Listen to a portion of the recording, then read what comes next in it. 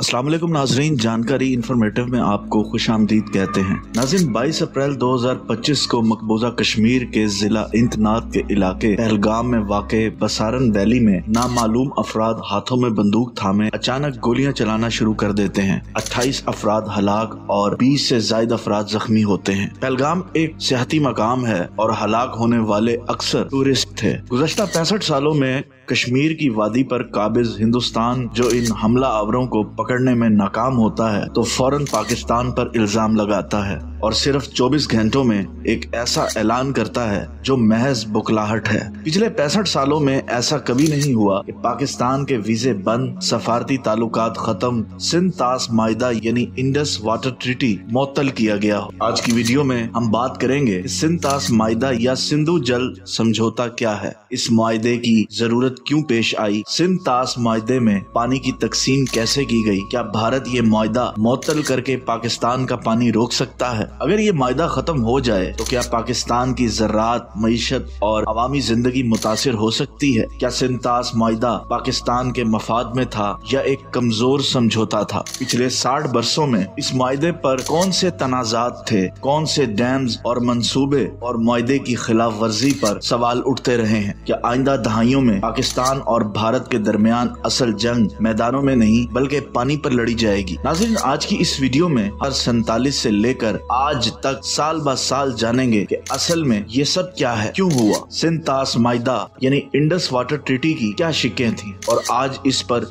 क्यों सवालात उठ रहे हैं और अचानक भारत ये कैसे कहता है कि सिंध तास माहिदा खत्म और हम पाकिस्तान का पानी बंद करते हैं। नाज़रीन, आज यही हमारे वीडियो का टॉपिक होगा, लिहाजा हमारी आपसे ये गुजारिश है कि वीडियो को एंड तक जरूर देखिएगा। लेकिन इससे पहले अगर आप हमारे इस चैनल पर नए हैं तो अपनी नौयत के इस मुनफरिद चैनल को लाइक कीजिए, सब्सक्राइब कीजिए और बेल आइकन पे जाकर घंटी का बटन जरूर दबाइए ताकि आपको हमारी हर आने वाली लेटेस्ट वीडियो का नोटिफिकेशन बर वक्त मौसूल हो। नाज़रीन, 1947 को बरे सगीर की तकसीम ने जहां लाखों इंसानों को मुतासिर किया, वहां कुदरती वसाइल की तकसीम भी एक नया तनाजा बन गई थी। पानी जैसा अनमोल खजाना जो सदियों से दरियाओं के जरिए सिंध की जमीन को सैराब करता था, अब एक नई सियासी सरहद का कैदी बन चुका था। दरिया सिंध, झेलम, चनाब, रावी, ब्यास और सतलुज, ये 4 दरिया जो कभी बरे सगीर की रूह समझे जाते थे, अब 2 नए ममालिक पाकिस्तान और इंडिया के दरमियान एक संगीन मसला बन चुके थे। 1947 की तकसीम के फौरन बाद भारत ने पंजाब के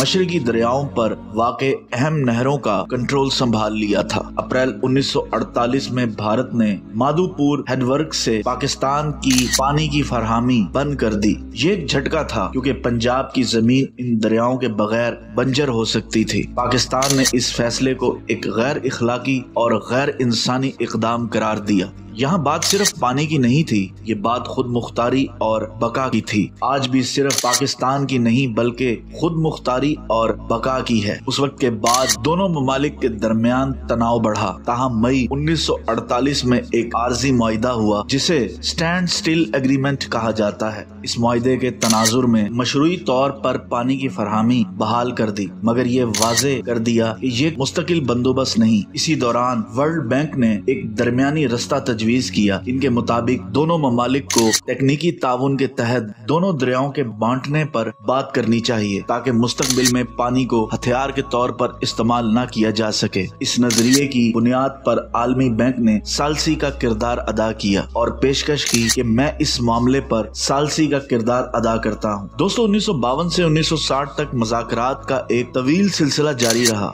जिसमें आलमी बैंक शामिल था। दोनों ममालिक के माहिरीन, इंजीनियर्स और सफारतकारों ने कई नशिस्तें की। भारत का मौकफ था कि वो मशरकी दरियाओं यानी रावी, ब्यास और सतलुज पर मुकम्मल हक रखता है, जबकि पाकिस्तान मगरबी दरियाओं सिंध, झेलम, चनाब पर अपने इन्हसार की बुनियाद पर इन पर मुकम्मल इख्तियार का मुतालबा कर रहा था। इस दौरान पाकिस्तान को शदीद तकनीकी चैलेंजेस का सामना था। अगर भारत मशरकी दरियाओं का पानी रोक लेता तो पाकिस्तान की ज़राअत को नाकाबिले तलाफी नुकसान होता। इस खतरे के पेश पेश नजर पाकिस्तान ने आलमी बरादरी से उस वक्त मदद मांगी और ये कहा कि हमारे दरमियान फैसला किया जाए। अमेरिका, बरतानिया, ऑस्ट्रेलिया, कनाडा, जर्मनी और न्यूजीलैंड ने फंड फराहम किए थे ताकि पाकिस्तान मुतबादिल नहरी निजाम कायम कर सके। आखिरकार 19 सितंबर 1960 को कराची के गवर्नर हाउस में पाकिस्तान के सदर field marshal general Ayub Khan और भारत के उस वक्त के वजीर आजम जवाहरलाल नेहरू के दरमियान एक तारीखी मुआहदा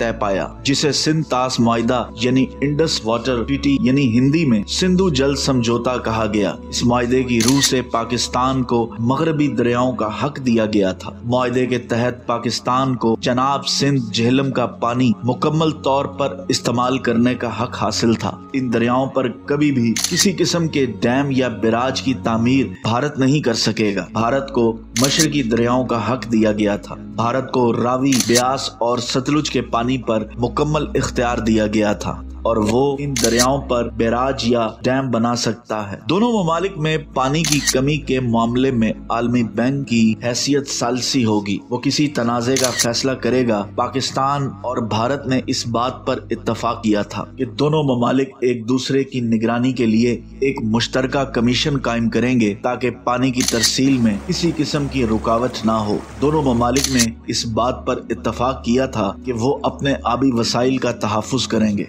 और इनके तहफ़्फ़ुज़ के लिए मुश्तरका इक़दामात करेंगे, जिसके लिए एक मुस्तकिल मुश्तरका कमीशन कायम किया गया था जो हर साल मुलाकात करेगा और किसी भी तनाज़े को हल करने की कोशिश करेगा। मुआहदे के तहत पाकिस्तान को मगरबी दरिया पर डैम, नहरें और बैराज बनाने की इजाज़त दी गई थी, जिसमें तरबेला और मंगला जैसे बड़े मंसूबे शामिल थे। ये मुआहदा आलमी बैंक के ताउन से तय पाया था और अब तक इसे दुनिया के कामयाब तरीन बैनुल अक़वामी आबी मुआहदों में शुमार किया जाता है, जिसे इंडस वाटर ट्रीटी भी कहते हैं। नाज़रीन, 1960 के बाद कई मौक़े आए जब ये मुआहदा खतरे में पड़ा। 1971 में जंग के दौरान भारत ने एक बार फिर पानी को दबाव के तौर पर इस्तेमाल करने का इशारा दिया, मगर बैनुल अक़वामी दबाव के तहत इससे गुरेज किया गया। इसी तरह 1987 में जब कश्मीर में हालात खराब हुए, तभी दोनों ममालिक ने मुआहदे को बरकरार रखा। 1999 की कारगिल और 2001 के पार्लियामेंट हमले के बाद भी मुआहदे की खिलाफ वर्जी पर बात की गई, मगर भारत ने कभी भी सरकारी तौर पर इसे खत्म करने का ऐलान नहीं किया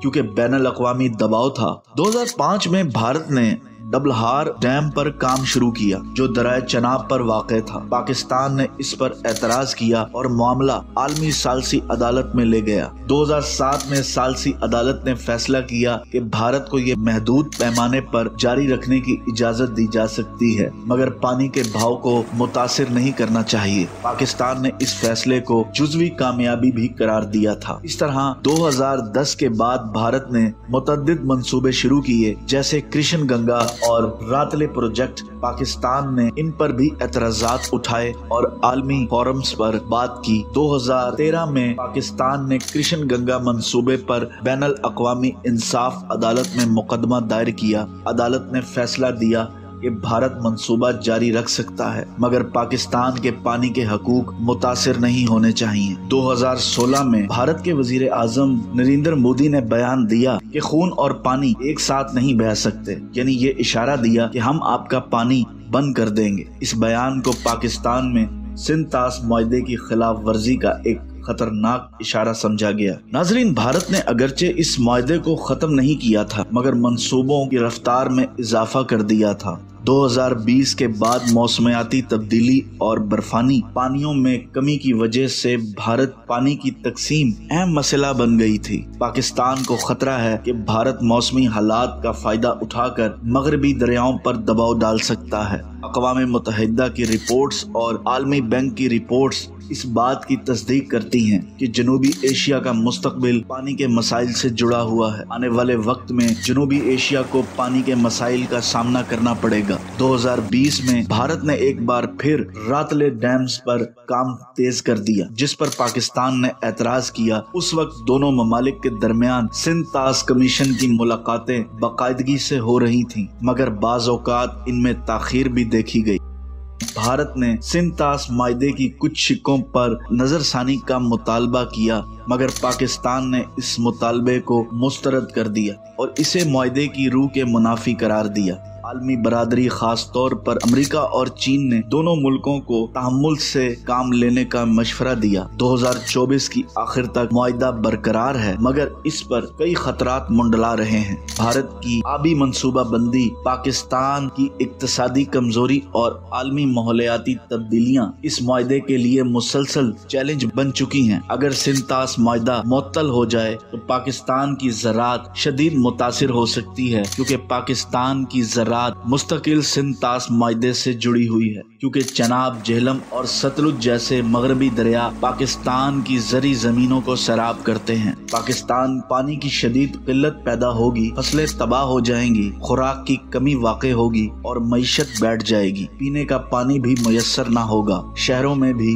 बहरान पैदा हो सकता है। मईशत कमजोर होगी, बेरोजगारी बढ़ेगी और मुल्क में समाजी बेचैनी जन्म ले सकती है। अगर भारत पानी को हथियार के तौर पर इस्तेमाल करे तो पाकिस्तान इसके इस ऐलान को ऐलान जंग समझे, मगर भारत इसको मुकम्मल तौर पर नहीं रोक सकता, क्योंकि इसके पास पानी रखने का मुकम्मल इंफ्रास्ट्रक्चर मौजूद नहीं है। मगरबी दरिया कश्मीर और पहाड़ी के इलाकों से गुजरते हैं। इन पर बड़े पैमाने पर डैम्स बनाना माहौलियाती और तकनीकी तौर पर बहुत मुश्किल और नामुमकिन है, जो भारत के बस की बात नहीं है। सिंतास मुआहदा एक बैनुल अक़वामी मुआहदा है, जो भारत और पाकिस्तान के दरमियान नहीं, बल्कि जिसकी जमानत आलमी बैंक ने दी थी। यकतरफा तौर पर खत्म करना या मुअत्तल करना इतना आसान नहीं है। बैनुल अक़वामी तौर पर इसे खिलाफ वर्जी समझा जाएगा और इसे 1970 के वियना कन्वेंशन की खिलाफ वर्जी भी करार दिया जाएगा। ऐसी हरकत हिंदुस्तान को आलमी सतह पर